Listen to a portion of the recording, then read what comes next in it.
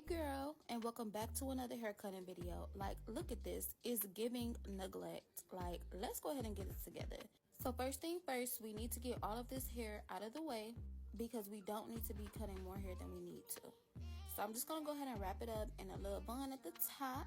And then we're going to go ahead and put our cape on and get our clippers ready. I love these clippers, y'all. They are wireless and they are from Amazon.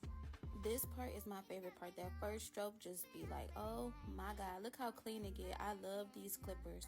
When I cut my hair in between, like when I have my hair braided, I have to make sure that I get really close, but you have to put your finger there just so you won't be cutting more hair than you need to be cutting off. As you see, I place my finger, and then wherever my finger is at, that's where I stop, so that way I know.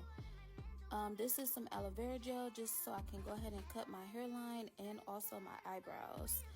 Usually when I cut my hair, I try to arch my eyebrows just so that way I don't have to do it when it's time for me to do my skincare. And when I do my hairline, I do just use like a regular eyebrow little razor because it is convenient for me. If y'all don't know, I have been cutting my own hair since 2014. I have tried to go to other barbers, but they be trying to box your girl out. Like, you see how I'm doing my hairline? I round it out because it's giving cute and girly. I don't want no boxed hairline. The heck? So I just been cutting my hair since then because I get it how I want it to be and I can't be mad at nobody else's work.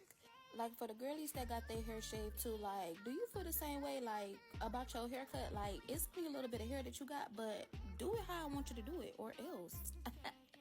So after all of this, I am just going to go through with the warm rag with some antibacterial soap and just get all of the excess product and hair off of me. And this is the finished look. Bye.